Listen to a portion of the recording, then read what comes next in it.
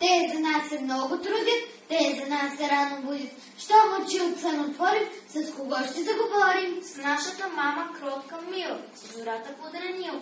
Тихо талкото събуди, да отида да се труди, да печели, набави, дрехи, обувки, здрави и тетрадки, писалки, читата си малки. Колко мило, колко сладко е при мама и при татко. Ето на ръка на мама, ето на ръка на тате. Като мене няма по-щастлива на земята. Погледнете, между тях сега се смее, че ръцете им са люка, на която се люлея. Те ме вдигат на високо, стискам им ръцете двете, че това е най-добрата детска люлка под небе. Любими думички обичам, в книжки да чета да сричам.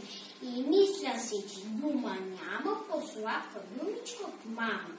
Щом мама някъде замине, денят за мен е година. Ни изкачам весело, ни пея, все чакам писъмце от нея. Не иде ли, а видя ли, че иде птичо, от всичко мама най-обичам. Обичам татковата длан, която трептя по дъжд и слънце цяло лято. Насечена от труд попила светлина, като самата родна равнина. Тя даде плод на дивната лозина, душа и гласна изворната глина. Затваряше в съцветия в жита, коса и багра, меки доброта. Усетих топлинка и любих свята, познах приспивна ласка по косата. Играше ход пшеничен звън люляна, под сянката на татковата длан.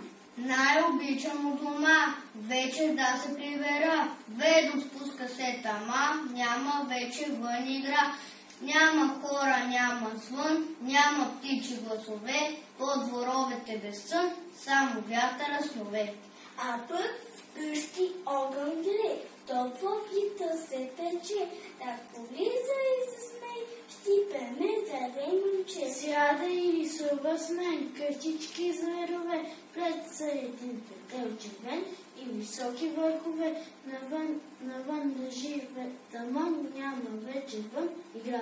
Най-обичам у дома, вечер да се прибера.